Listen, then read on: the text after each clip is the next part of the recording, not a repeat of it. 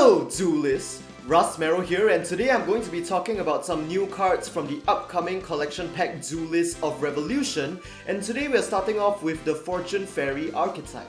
This archetype was originally used by Carly from the 5Ds anime, so it's really cool to finally see them make an appearance in the OCG, especially since their counterpart, the Fortune Ladies, have been around for so long. So all 6 Fortune Fairies of each attribute have already been revealed, and they all share a similar set of 2 effects. Let's start with the level 1 Fortune Fairy of Light, Hikari. This card name's first and second effects can only be activated once per turn.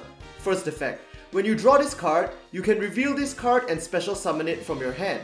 Second effect: if this card is special summoned from the hand, you can target one monster you control, send it to the graveyard, and if you do, special summon one level 1 Spellcaster monster from your deck. So basically all the Fortune Fairies can be special summoned from the hand when drawn, and when they are special summoned from the hand, they trigger a specific effect. At level 2, we have Fortune Fairy N of the Fire attribute. Second effect: if this card is special summoned from your hand, you can target one set card your opponent controls, destroy it. At level 3, we have Fortune Fairy Who of Wind. Second effect: if this card is special summoned from the hand, you can target one of your banished Spellcaster monsters and add it to your hand. At level 4, we have Fortune Fairy Sui of Water. Second effect: if this card is special summoned from your hand, you can target one other face-up monster, banish it until the standby phase of your next turn. Level 5, we have Fortune Fairy An of the Dark attribute. Second effect: if this card is special summoned from your hand, you can banish one Spellcaster monster from your deck. Finally, at level 6, we have Fortune Fairy Chi of Earth. Second effect: if this card is special summoned from your hand, you can have each player draw one card. It's also interesting to note that each Fortune Fairy's name actually stems from the Japanese word of their attribute. For example, Hikari is Japanese for light, which is why the Fortune Fairy of Light is Hikari. We also have 3 spell cards revealed for the archetype. First, we have Unacceptable Result, a quick play spell. If you control a Spellcaster monster, special summon one Fortune Fairy monster from your hand. So basically this helps you to swarm your Fortune Fairies and trigger their special summon from the hand effects as well. Next, we have Miracle Stone, a continuous spell. First effect: you can only control one face-up Miracle Stone. Second effect: Spellcaster monsters you control gain 500 attack and defense for each Fortune Fairy monster you control with a different name. Third effect: once per turn, when an attack is declared involving a Fortune Fairy monster you control, you can draw one card.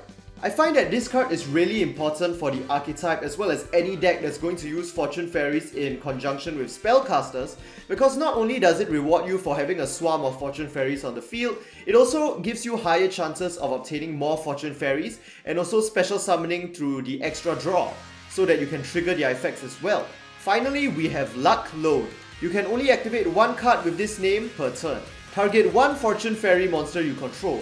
Special summon one Spellcaster monster whose original level is 1 lower than that monster from your hand or deck.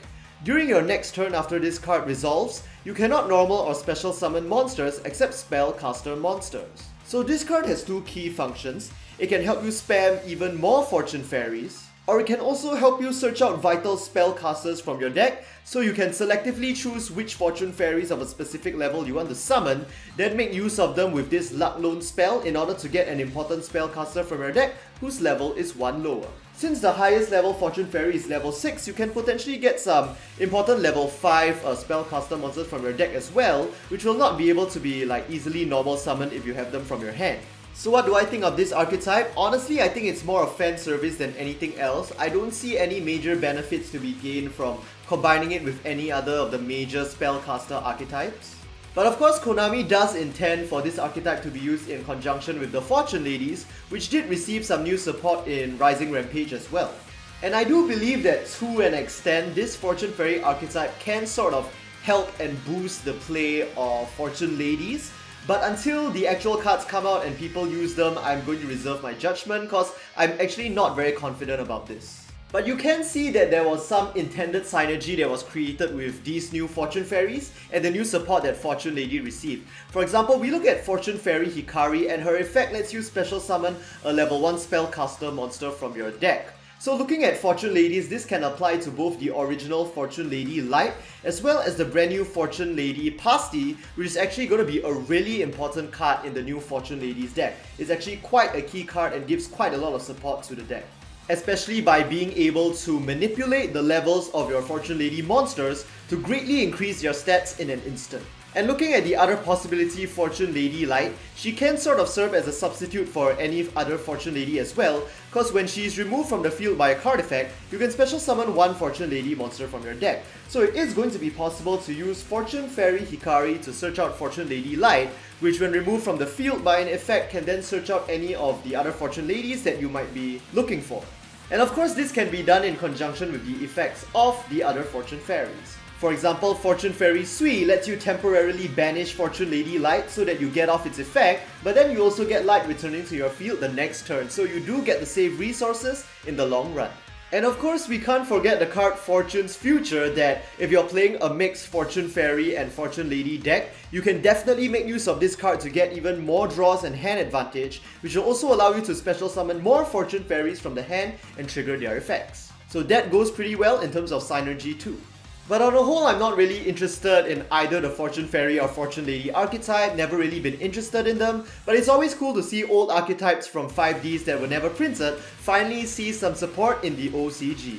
So that'll be all for this breakdown video. If you enjoyed it, do like, comment, and subscribe, and I'll see you guys in the next Yu-Gi-Oh! Video. Go my way, I'll fly the wind, dance like the wind, tearing through the darkness within.